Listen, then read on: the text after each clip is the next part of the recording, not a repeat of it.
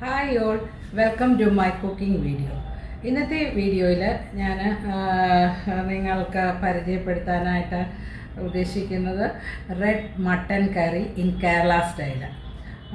ഇത് ശരിക്കും പറഞ്ഞാൽ നമുക്ക് നമ്മുടെ ചോറിൻ്റെ കൂടെയും അതുപോലെ അല്ല ചപ്പാത്തിയോ എന്തിൻ്റെ കൂടെയും കഴിക്കാൻ പറ്റുന്ന ഒരു കറിയാണ്. അതായത് നമുക്ക് പറയാം നല്ല ഹോട്ടാണ്, നല്ല സ്പൈസിയാണ്, പിന്നെ സ്വീറ്റ് ആണെന്ന് പറയാൻ പറ്റില്ല, പക്ഷെ അത് ബാലൻസ് ചെയ്യുന്ന രീതിയിലുള്ള ഒരു കറിയാണ്.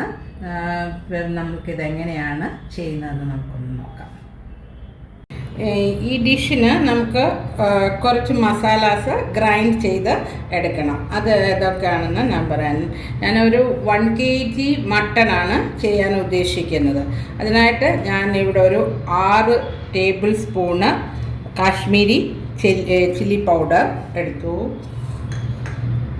2 ടീസ്പൂൺ കൊറിയാൻഡർ പൗഡർ മല്ലിപ്പൊടി, ഒരു 1/2 ടീസ്പൂൺ ടർമറിക് പൗഡർ മഞ്ഞൾപ്പൊടി,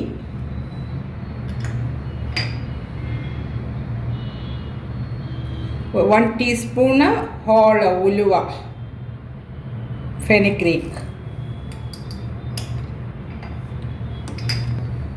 ഇത് 1 ടീസ്പൂൺ പെരിഞ്ജീരകം fennel seeds, 1 teaspoon cumin seeds ജീരകം, 1 ടീസ്പൂണ് കടുക് മസ്റ്റേർഡ്, 1 ടീസ്പൂണ് പെപ്പർകോൺ കുരുമുളക്, ഒരു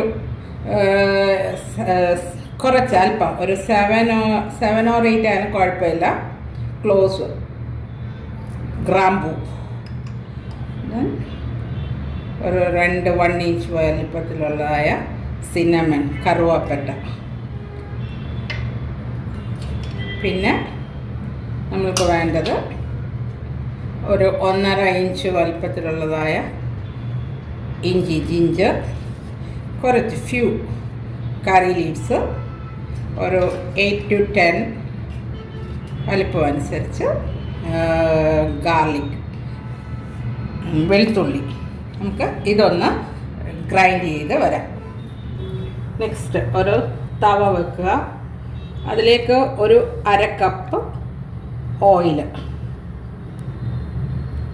കോക്കനട്ട് ഓയിൽ ആണ് നല്ലത്, അതല്ലെങ്കിൽ മറ്റ് റിഫൈൻഡ് ഓയിൽ നമുക്ക് യൂസ് ചെയ്യാം.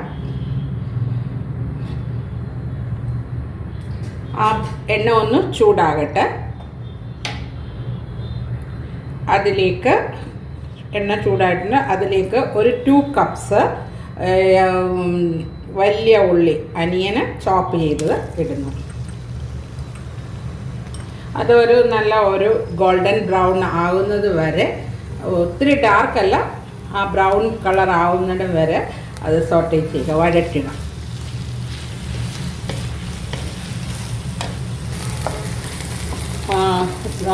ഇത് ഒനിയൻ്റെ കളറ് ചേഞ്ച് ആയിട്ടുണ്ട്, ഒരുവിധം ബ്രൗണിലേക്ക് വന്നിട്ടുണ്ട്. ഇതിൽ കൂടുതൽ ഇത് ചെയ്യേണ്ട കാര്യമാണ്.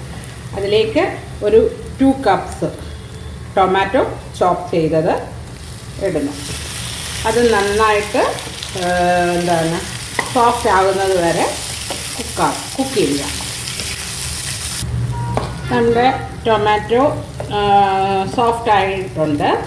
ഇനി ഇതിലേക്ക് നമ്മൾ ആദ്യം ഞാൻ കുറേ സ്പൈസസ് പൊടിക്കാൻ പറഞ്ഞില്ലേ, അത് ഇതിലേക്ക് ആഡ് ചെയ്യുന്നു.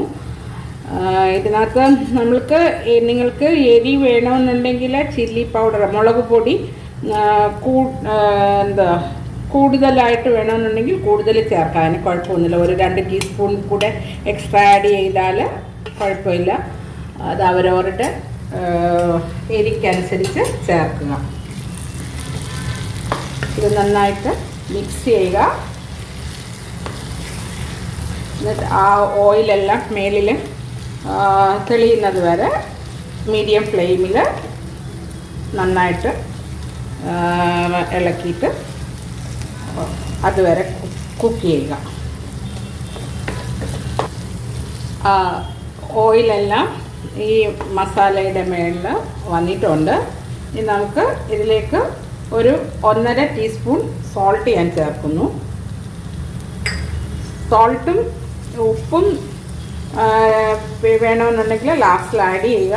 ഇപ്പം ഞാൻ അതേ ആഡ് ചെയ്തുള്ളൂ. അതുപോലെ നിങ്ങൾക്കും വേണമെന്നുണ്ടെങ്കിൽ പിന്നീട് ആഡ് ചെയ്യുക.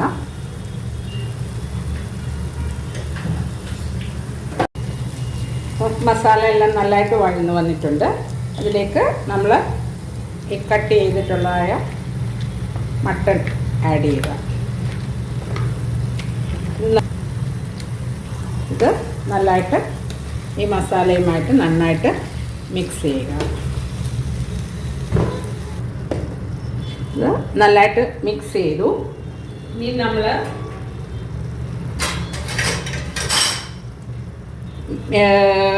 ഈ ഫ്ലെയിം മീഡിയത്തേക്കാൾ താഴെ ലോ, അതായത് ബിറ്റ്വീൻ ലോ ആൻഡ് മീഡിയം ഇടയ്ക്ക് വരുന്ന രീതിയിൽ ഫ്ലെയിം ആക്കുക.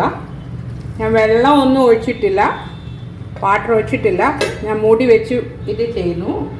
നമ്മൾ ഇനി ഇതിൻ്റെ പുറത്താണ് അതായത് ഈ മൂടിയുടെ പുറത്ത് ഞാൻ വെള്ളം ഒഴിക്കുകയാണ്.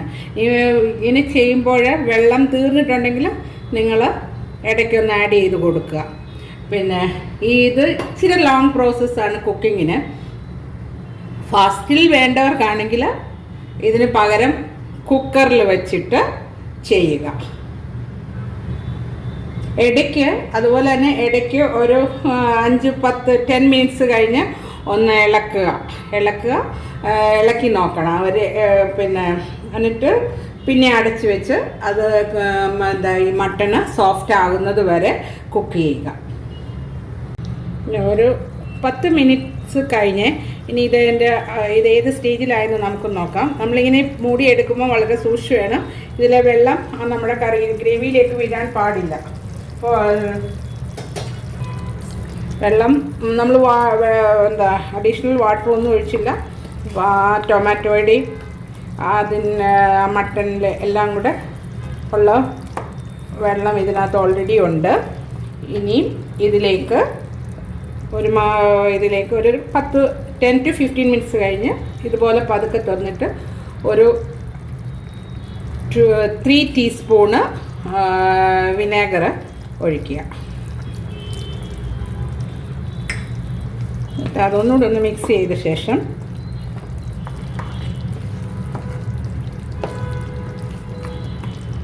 കണ്ടില്ലേ, നമ്മുടെ ഗ്രേവിയുടെ കളർ കണ്ടില്ലേ, റെഡ് കളർ വന്നിട്ടുണ്ട്. ഇനിയും പതുക്കെ മൂടി വെച്ച് ഈ പുറത്തെ വെള്ളം ഇതിനകത്ത് വീഴണ്ട വെക്കുക. അല്പം കൂടെ വെള്ളം, ഒത്തിരി ഒഴിക്കേണ്ട, ജസ്റ്റ്.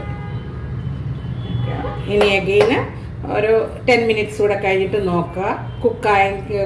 മീറ്റ് സോഫ്റ്റായി വന്നിട്ടുണ്ടെങ്കിൽ പിന്നെ സ്റ്റൗ ഓഫ് ചെയ്യുക.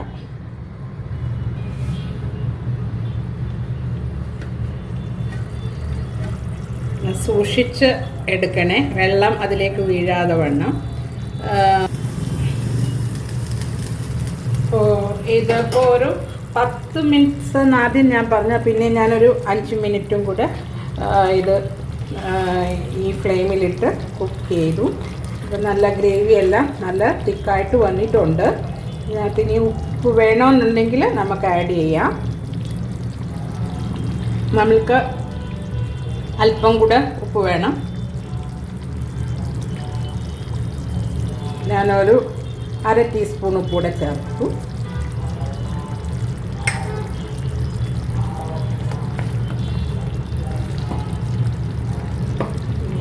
അതിലേക്ക് ഒരു അല്പം ഷുഗർ 1 ടീസ്പൂണ്. കാരണം ടൊമാറ്റോ ആഡ് ചെയ്തതല്ലേ, അപ്പോൾ പിന്നെ അതുപോലെ തന്നെ വിനാഗിരിയും ആഡ് ചെയ്തത് കൊണ്ട് ഇച്ചിരി ഒരു പുളി ടേസ്റ്റ് മുൻപോട്ട് നിൽക്കുക. അപ്പോൾ അതൊന്ന് ബാലൻസ് ചെയ്യാനാണ് ഞാൻ ആ ഷുഗർ ആഡ് ചെയ്തത്. പിന്നെ അല്പം കറി ലീഫ് കൂടെ ആഡ് ചെയ്യുക, മിക്സ് ചെയ്യുക. ഞാൻ ഒന്നുകൂടെ ടേസ്റ്റ് ചെയ്ത് നോക്കട്ടെ എന്തെങ്കിലും വേണോ എന്ന്.